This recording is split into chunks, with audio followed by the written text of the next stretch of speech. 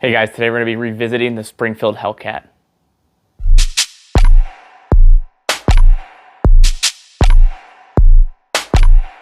Some of you may have already seen my review on the Springfield Hellcat, and in that review, I talked about how I really liked the sights, the grip texture, and how accurate the gun was. The only thing that I didn't like about it was the fact that it just didn't have enough time to prove itself yet. It was a very new product, and basically in this updated review, I want to go over what my thoughts are now that I've had this for a year. I've been still carrying it, using it. Is this something I trust and would recommend to you guys? So in this video, I'm not going to be going over the gun like I normally do in a full review. I already have a video on that. It's a very long and detailed video. If you guys want to see that, go ahead and click there. Basically what I'm going to do is I've been carrying this gun for about a year now. Actually this one, not this one, I just recently got this one. But I've been carrying this gun for a year now, and I want to give you guys my exact thoughts on it and how I like it, and if anything has changed in my mind with how I think this gun is.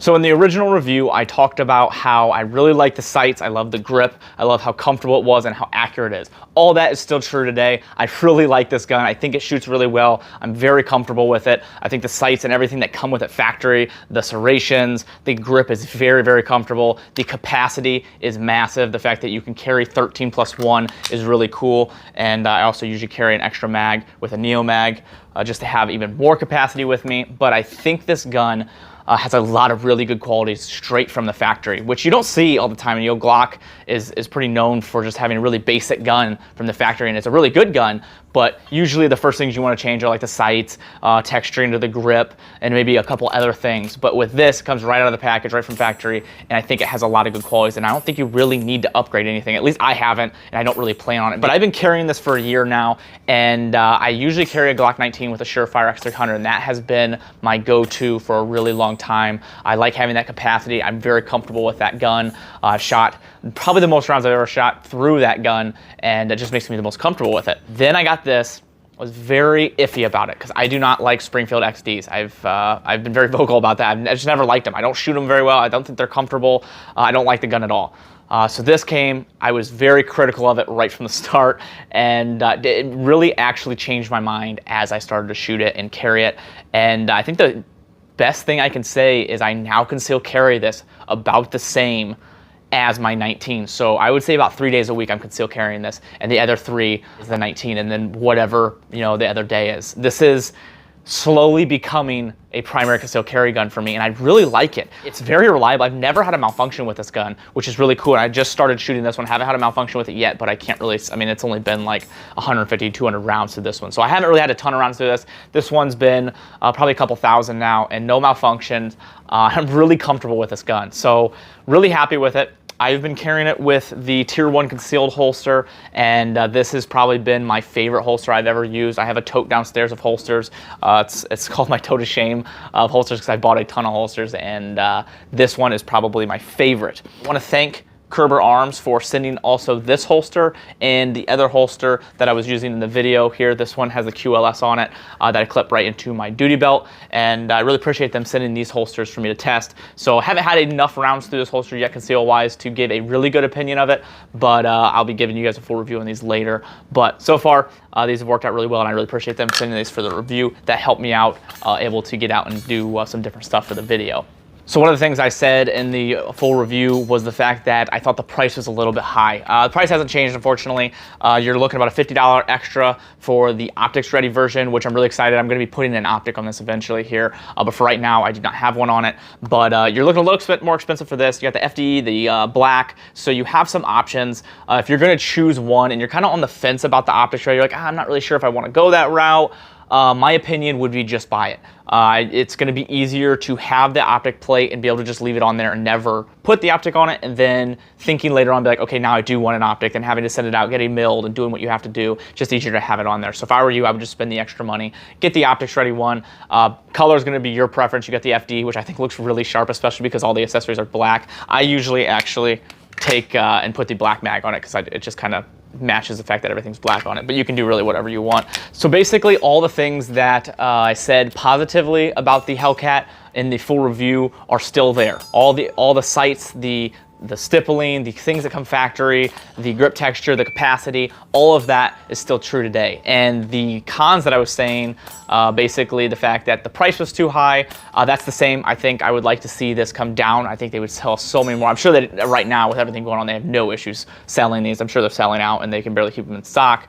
But when everything goes back to normal, I'd really like to see the price down on these, because I think you would see a lot more people picking these up. Because you know, when you're looking at $500, $550, you can get a Glock, at least for people with like first responders and stuff, can get them a lot cheaper than that. It's a ton of money you could save. So again, like I said in the full review, obviously this comes with the stuff that you will end up spending to upgrade on the Glocks and the SIGs, but it just comes factory. So the extra price does have to reflect that. So price, I would like to see still come down, but as of right now, I don't see prices of anything going down. Everything's just going to keep going up because of the election and everything going on.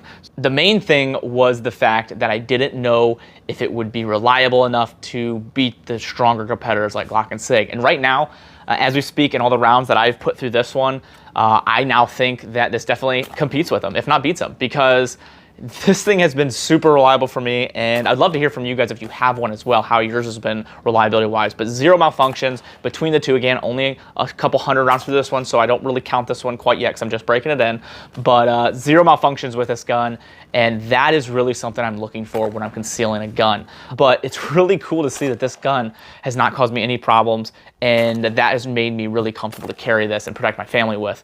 So much so that I've actually got this one for Kayla. So this is Kayla's concealed carry gun. This is my concealed carry gun, and I actually got my dad one as well. So I'm slowly switching the family over to the Hellcat. The biggest reason being is the comfort of this gun, the accuracy that you can get and how comfortable it is to shoot, and the fact that it has 13+1. The capacity of it is seriously such a selling point to me. If you're looking for a gun of this size, this is probably the one I'm going to choose. If you want something bigger, obviously you're comfortable with a full size or a compact, then I definitely recommend your Glock 19s, Glock 17s, something of that size. Things like that I think are definitely a better option because of the bigger size. It fits in your hand better, it's more comfortable to shoot, and the capacity is even a little bit more. So if you are looking for something of this size though, that subcompact world, this I think is one of the best choices you can pick.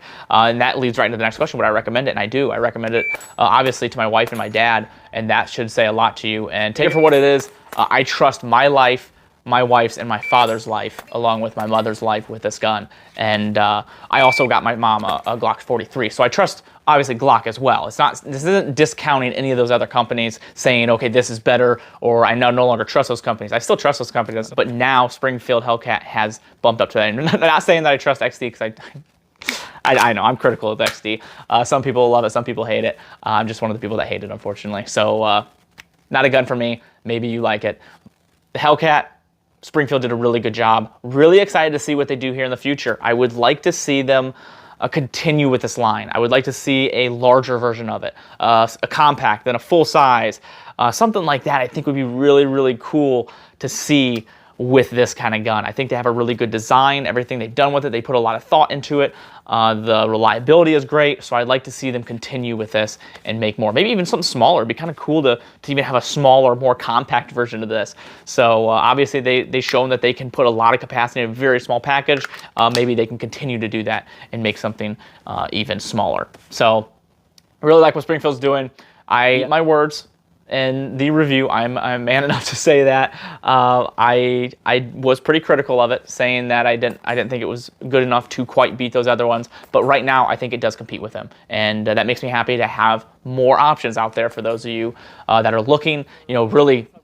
Originally, when I would look, I would just look at SIG and Glock were the two that I would go for, just because I trust those companies, and I've seen the reliability and law enforcement and other things like that. So that is the main reason I chose those two. This one I have personally used enough, and now I trust with my life. So again, take that for what it is. Maybe you have a different view on it. If you do, leave it in the comments. I'm really interested to see what you guys think of this handgun as well, because obviously that is important to see what everyone's pros and cons are. I'm really curious to see what people think about this. Do you think the same that I think about all the pros and benefits of this gun, or is there something that you don't like about this gun? And obviously everyone's hands are different, everyone's thoughts are different. So some people are gonna take this and be like, wow, the grip is horrible, I don't know what he was thinking. You know, everyone's hands and everything is different. So Some things will work for you, just like when Glock has the finger grooves and then removes the finger grooves. Some people love the finger grooves, some people hate them. It just depends how your hand holds the gun and how it fits. So not every gun is for every person. That's why I like the fact that there's more options out in the market, and I think this is a really good option for those of you that are looking. So this should definitely be on your list of options to go look at, feel, touch.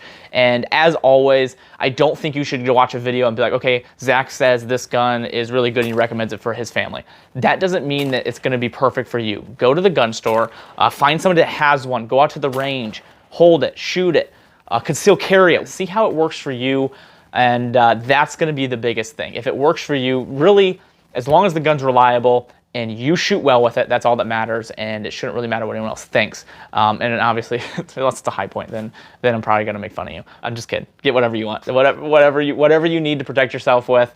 A sword is a sword, a gun is a gun. Just some shoot better than others. So, all right, so I rambled enough. I want to thank Springfield for sending out these handguns for me to test. It definitely made me a believer and changed my mind. I originally was pretty critical about them. So thanks for sending these out, and I'm really excited to continue to use them. I'll update you guys as always. If anything changes, if all of a sudden I start running into some malfunctions and failures, which I really don't see happening, but if something happens with this gun where I start to change my mind, I'll update you guys, let you know through the story and everything like that. If you guys want one for yourself, good luck. The market is just ridiculous right now. It's really hard to find anything. But if you do, and it's something that you want and you find one for sale, I do recommend it. So take that for what it is. And if you guys want to help me out in the channel and everything I'm doing here, there's a couple ways to do that. Down in the description, there's a link to my website. From there, you can go to other websites like Brownells, Cloud Defensive, places like that. Anything you purchase gives me a small kickback and generates and shows those companies that I am generating flow, which is always a good thing. There's also Patreon, which unfortunately I haven't been able to do a ton with just because of how busy I've been with school and work. So if you guys do all that stuff, I really appreciate it. If not a big deal. I just appreciate you being here, liking, share, and subscribing.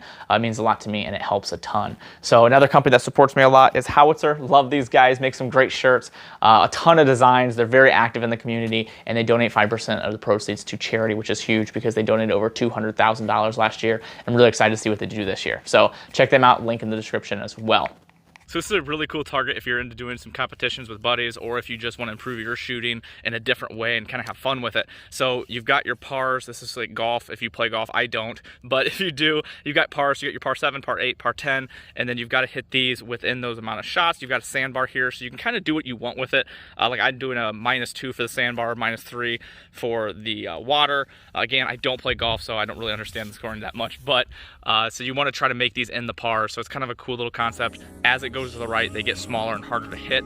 So it's kind of a fun way to play and improve your shooting.